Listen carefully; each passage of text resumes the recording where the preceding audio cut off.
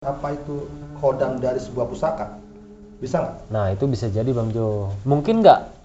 Saya balik lagi pertanyaan teman-teman ke Bang Jo. Mungkin nggak di rumah itu ada pusaka peninggalan mungkin orang tua atau kakek Bang Jo? Katanya si orang yang nempatin itu punya saudara yang biasa nyimpen punya pusaka. Oke. Oh, berarti posisinya itu si yang makhluk hijau itu ada di rumah. Lama-lama berbentuk. Hmm. Maka saya baru percaya kalau pocong itu sebetulnya bermacam-macam. Baik, selamat datang kembali di sebuah perjalanan menuju legenda misteri dan sejarah.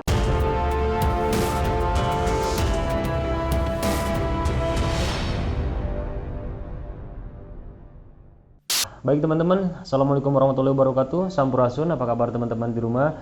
Kembali berjumpa lagi dengan saya Ferdi. Kali ini kembali alhamdulillah Kak Fei bisa hadir bareng Lemirah teman-teman, dan kali ini Kak Fei nggak sendiri, ditemani oleh Bang Jo. Nah, gimana Bang Jo, sehat? Alhamdulillah. Kak Fei sehat? Sehat ya. Kami sebelumnya ngucapin thank you, makasih lagi udah mau balik lagi ke Lemirah, dan tentunya sekarang ada kenalin nih teman-teman, ada Bang Jo. Tentunya mereka datang kemari tidak dengan tangan kosong, ada beberapa pengalaman menarik yang ingin Kak Fei, Bang Jo bagikan kepada teman-teman di rumah. Tapi sebelum bercerita, tak lupa kami terus mohon support, dukungan dan doa dari teman-teman, terutama yang belum melakukan subscribe, silahkan tekan dulu tombol subscribe-nya, nyalakan tombol loncengnya teman-teman, dan bagi teman-teman yang mempunyai masukan seputar tempat informasi bersejarah yang bisa kami kunjungi, tulis di kolom komentar. Atau bagi teman-teman yang ingin membagikan pengalaman menarik, silahkan DM kami di Instagram di @lemirah_official. Baik teman-teman, inilah pengalaman menarik dari Kak Fei dan Bang Jo. Kita tanya ke siapa dulu nih? Ke Bang Jo dulu nih. Bang Jo dulu Bang. Mungkin Bang Jo punya pengalaman menarik yang ingin Bang Jo bagikan kepada sahabat Lemirah di rumah. Mungkin bisa langsung cerita aja, silahkan Bang Jo. Saya lihat tuh di atas rumah tangga saya tuh nggak jauh, jarak 100 meter itu di atas itu saya melihat sosok tinggi besar berwarna hijau, terus memakai kalung, kira-kira itu tengkorak ya. Oke. Entah manusia, entah itu tengkorak monyet. Dan rupanya itu serem sekali ya. Bertaring.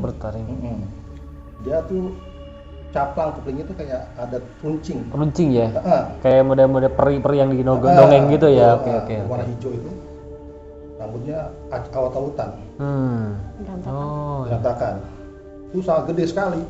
Itu di atap rumah itu seperti nutupin di langit rumah itu. Oke.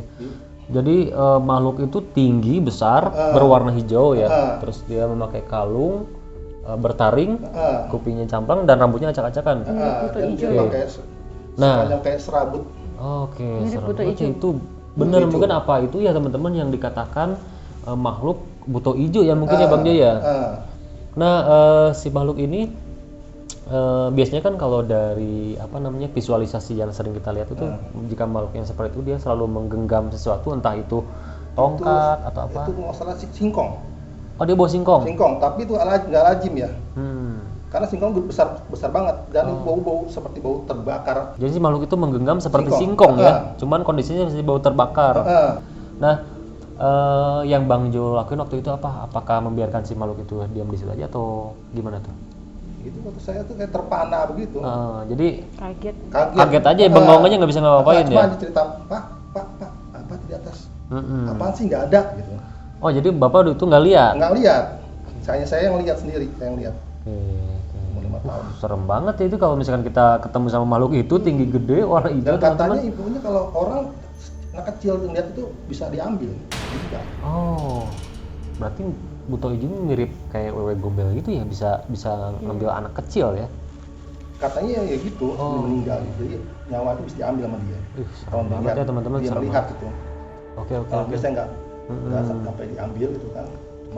Saya bilang heran aja gitu, malu segede gitu. Itu raksasa ukurannya. Jadi nggak lazim ya, nggak ukuran manusia normal ya. Manusia normal. Luar biasa teman-teman. Kebayang ya kalau misalkan kita ketemu sama itu makhluk, dan ternyata berarti sosok buto hijau ada ya, Bang. Ada ya. Dan kan biasanya kalau misalkan buto ijo itu sering digambarkan atau divisualisasikan itu seperti itu. Iya benar.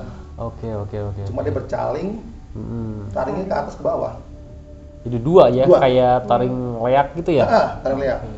Seram ya teman-teman. Nah, Bang Jo, seberapa kali sih pernah melihat makhluk itu atau hanya waktu itu saja?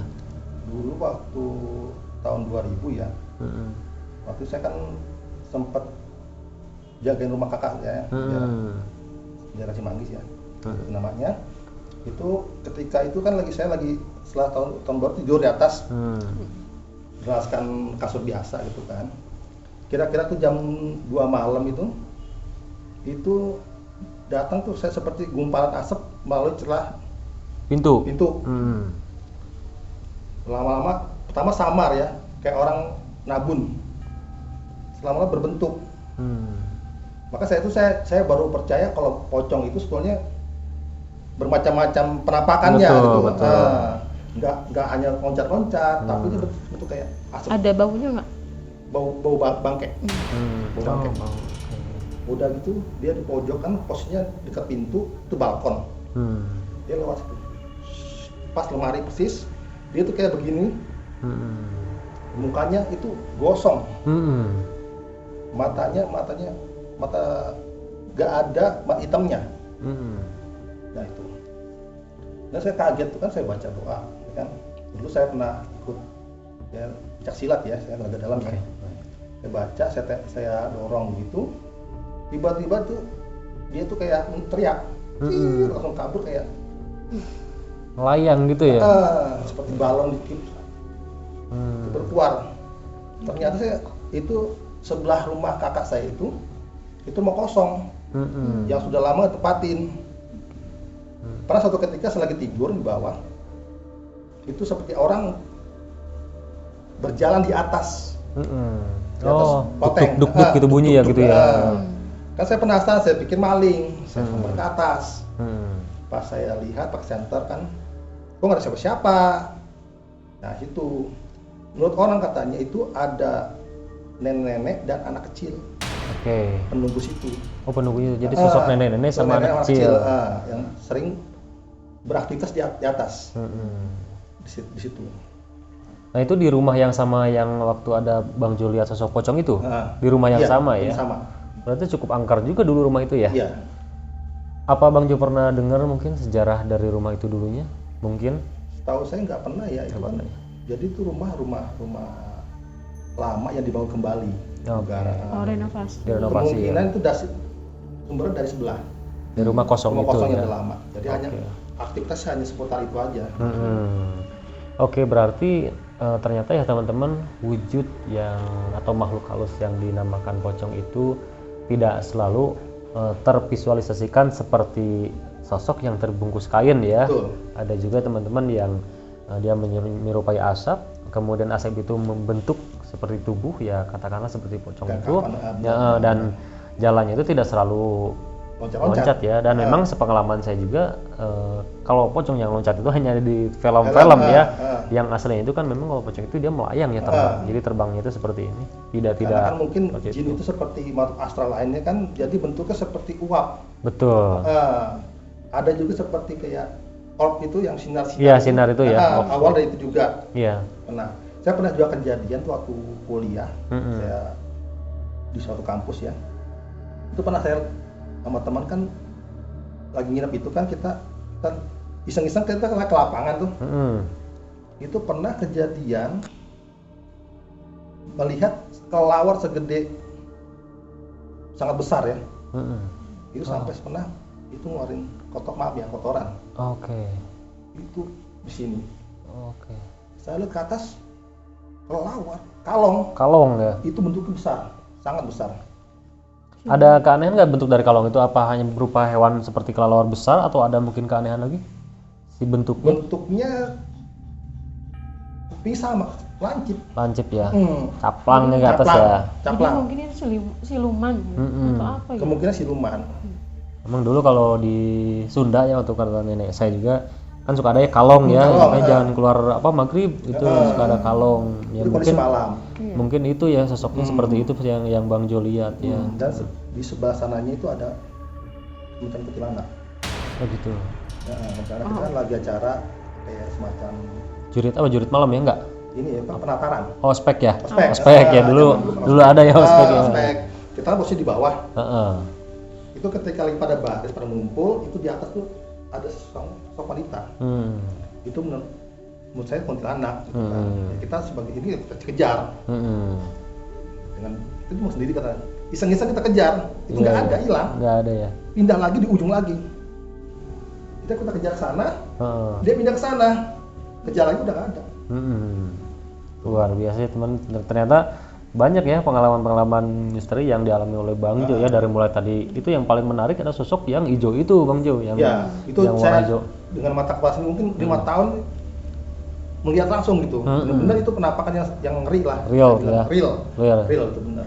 Itu hijau benar-benar asli itu. Tuh hijau yang warna hijau ya, terus yang pocong yang menyerupai asap itu juga lumayan bikin bulu kuduk merinding teman-teman. Bayangkan kalau misalkan teman-teman lagi sendiri di rumah, mungkin ada yang lagi nonton ya sekarang sendiri di rumah. Jadi bayangkan kata kalau terpaku tuh pasti ini tuh udah lemes. ya, lemes ya, kaki lemes betul, kakinya lemes bener. Kalau kita nggak ada bacaan, mungkin Kita nggak tahu deh. Kalau bahasa Sunda nama kasima, terkesima gitu. ya gitu.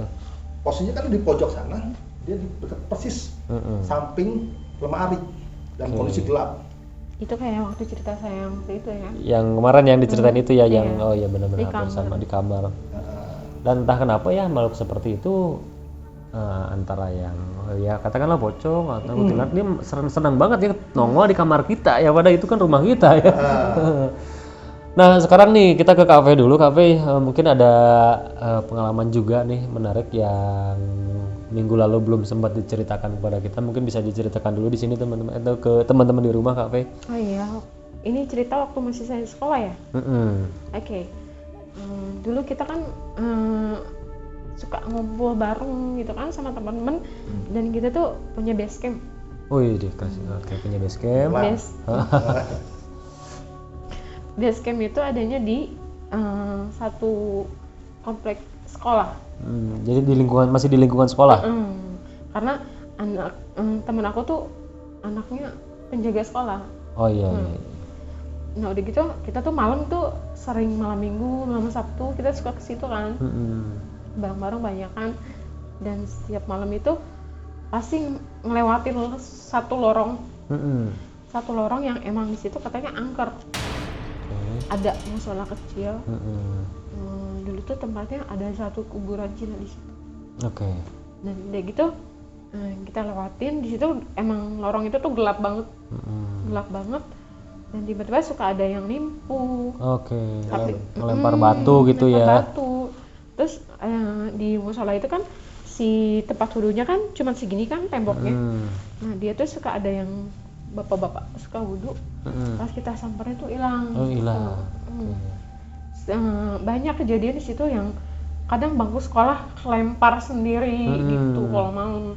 Terus kita lagi kumpul di base camp itu suka ada yang nimpuk gitu. Jadi tapi wujudnya tuh nggak ada. Mungkin nggak sih si kakek-kakek yang lagi wudhu itu atau sosok jin yang berwujud kakek itu, mungkin nggak sih dia penunggu di sekolah itu?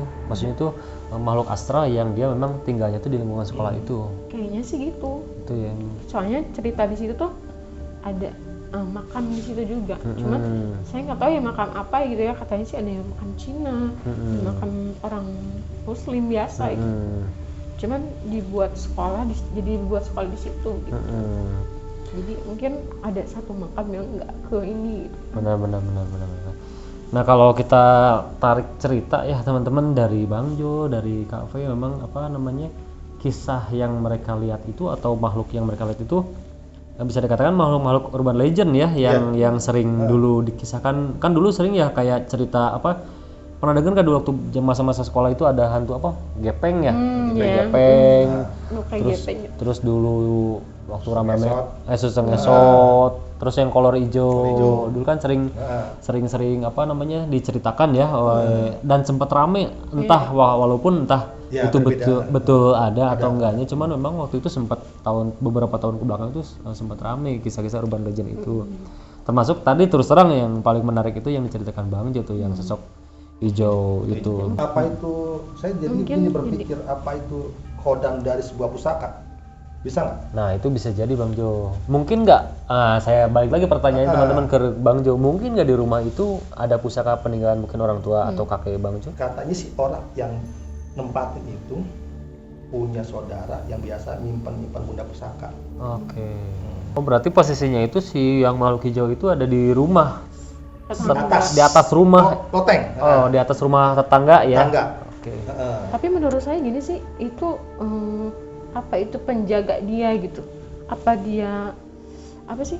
Apa? Muja. Bersekutu ya, bersekutu. Iya. Bisa jadi. Bisa jadi. Atau benda pusaka gitu. Bisa jadi. Kalau benda pusaka menurut saya sih nggak mungkin deh. Tapi kadang ya bisa iya bisa enggak juga, walaupun kan kadang gini ya, kalau misalkan benda pusaka itu si pemilik nih punya benda pusaka ini. Nah mungkin si benda pusaka ini yang khodam yang meninggali benda pusaka itu memvisualisasikan ke pemilik seperti ini. Bisa aja dia wujudnya kakek, tapi si khodam ini apabila memperlihatkan ke orang lain dia akan mewujudkan berbeda. Kadang dia lebih seram. Jadi ibarat katanya ke pemilik dia lebih soft, ya lebih ramah, tapi ke orang lain dia bisa mungkin mewujudkannya lebih seram, seperti yang Bang Jo lihat. Bisa jadi kayak gitu. Mungkin ada lagi Kak V atau Bang Jo? Dulu pernah ya habis survei villa. Kejadiannya habis survei villa kita berempat sama teman juga, dan udah gitu apa ya, kita tuh habis survei, kita di warung berempat, warung atas.